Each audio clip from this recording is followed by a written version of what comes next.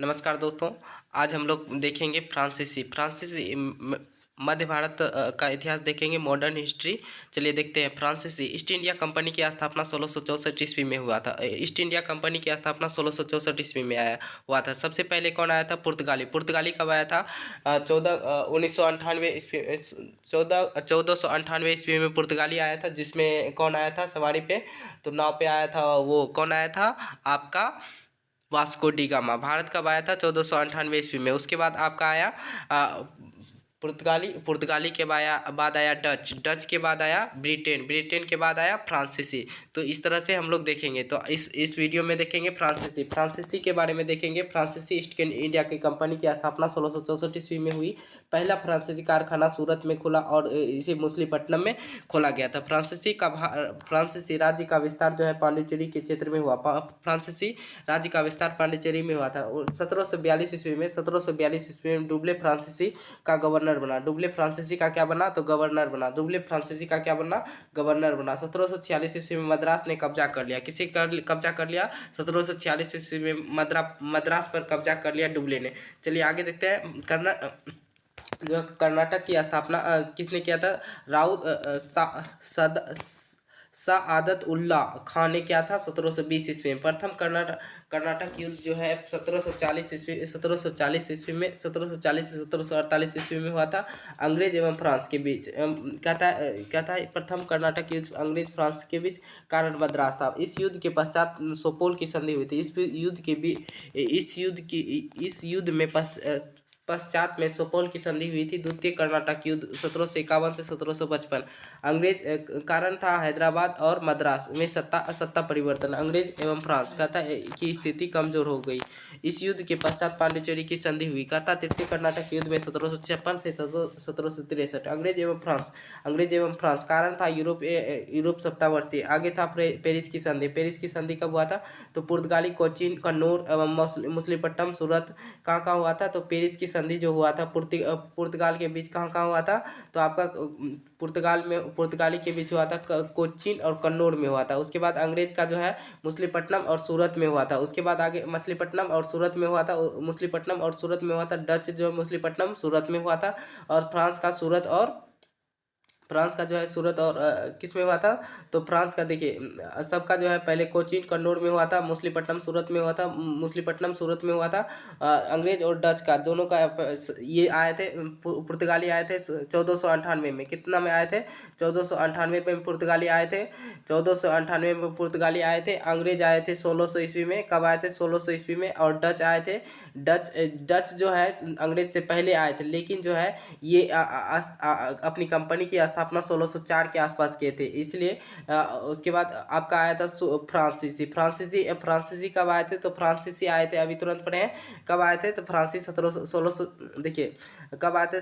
देखिए यहाँ पे देखिए फ्रांसीसी जो आए थे आपका 1764 में आए थे। कब आए थे? 1664 में आए थे। फ्रांसीसी कब आए थे? तो 1664 ईस्वी में आए थे।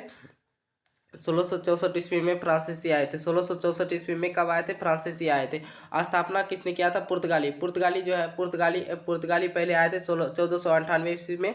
और इसने उसके बाद आए थे ब्रिटेन 1600 ईस्वी में आए। उसके बाद डच 1602 ईस्वी में आए। उसके बाद डेनिस यानी वही डेनिस आए। उसके बाद फ्रांसीसी आए 1664 ईस्वी में। भारत में यूरोपीय कंपनी का आगमन पुर्तगाली, उसके बाद डच, उसके बाद ब्रिटेन, उसके बाद डेनिस, उसके बाद फ्रांस। डेनिस ज़्यादा दिन तक नहीं रहे थे। उसके बाद देखते हैं औरंगजेब की मृत्यु के बाद मुगल की स्थिति खराब होने लगी थी। औरंगजेब की मृत्यु के होने के बाद और क्या हुआ था? स्थिति खराब होने लगी थी। अंग्रेज की मृत्यु के बाद मुगल का शासक बहादुर शाह वन बन गए थे। बहादुर शाह वन इसके बचपन का नाम क्या था? मुज्जवा था। मुअज्जा था। कहा था इसे शेख बेखबर कहा जाता है।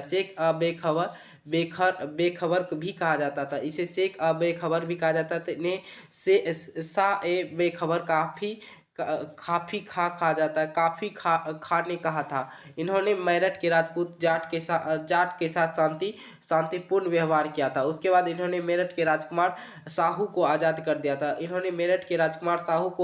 दिया था। मृत्यु जो है 1712 ईस्वी में हुआ था इसका। चलिए आगे इतना उसके बाद आगे देखते हैं शाहजहाँ। शाहजहाँ जो है जहांदार शाह जो आया था, उसके बाद जहांदार शाह के समय जो है यहाँ जुल्फिकार खां का मदद से जहांदार शाह राजा बन गया था। जुल्फिकार खां की मदद से जहांदार जो है राजा बन गया था। उसके बाद जहांदार शाह जो है प्रधानमंत्री कौन थे? जुल्फिकार हुआ करते थे। उसके बाद कहता था इन्होंने जजिया कर को जजिया कर को समाप्त कर दिया। इसने क्या किया? जहांदार शाह ने जजिया कर को समाप्त किया और इजरा प्रथा की शुरुआत की थी। टैक्स कौन सा शुरू किया था? जहांदार ने इजरा प्रथा की। कभी कभी पूछ देता है क्वेश्चन, इजरा प्रथा किसने शुरू किया था? जहांदार शुरू नहीं किया था। और किसे लंपट मूर्ख कहा जाता है? लंपट मूर्ख किसे कहा जाता है? किसे? जहांदार शाह को। सैयद बंधु की मदद से जहांदार शाह की हत्या कर दी गई। सैयद बंधु की मदद से कौन हत्या करवा दिया? तो किंग मेकर को कहा जाता है। सैयद बंधु को क्या कहा जाता है? तो किंग मेकर भी कहा जाता है। तो यानी कि राजा को मारकर दूसरे को राजा बना दिया जाता था। उसके बाद सैयद बंधु जो था फर्रुखसियार को राजा बना दिया। किसको बना दिया? तो फर्रुखसियार को राजा बना दिया। उसके बाद फर्रुखसियार इसी काल में आए और इसी काल में इन्होंने बंदा बहादुर फांसी की सजा दे दिया। कहता है बंदा बहादुर को क्या दे दिया? तो फांसी की सजा दे दिया। आगे देखते हैं, बंदा बहादुर को क्या दे दिया? तो फांसी की सजा दे दिया। उसके बाद जॉन सॉलमैन के नेतृत्व में अंग्रेज ने औरंगजेब से मिले जिसने व्यापार के लिए शाही फरमान जारी किया। क्या क्या?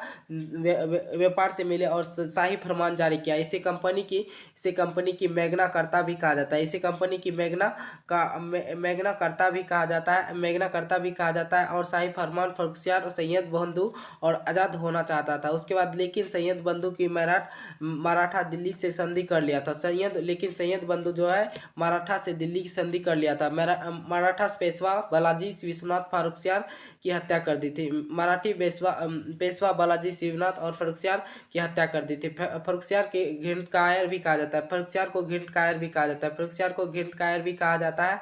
उसके बाद आगे देखते हैं, मोहम्मद शाह कहता है 1719 से 1498। मोहम्मद शाह जो है 1419 से 1498 तक रहा था। इन्होंने पूर्ण रूप से जजिया कर को क्या कर दिया? समाप्त कर दिया। इन्होंने पूर्ण रूप से क्या कर दिया? जजिया कर को समाप्त कर दिया। किन्होंने? तो मोहम्मद शाह ने 1719 से 1748 में पूर्ण रूप से क्या कर दिया? जजिया कर को समाप्त कर दिया। इन्होंने सैयद बंधु की हत्या करवा दी। इन्होंने सैयद बंधु की हत्या कर दी निजाम उल नेका की सहायता से। उसके बाद इन्होंने निजाम उल और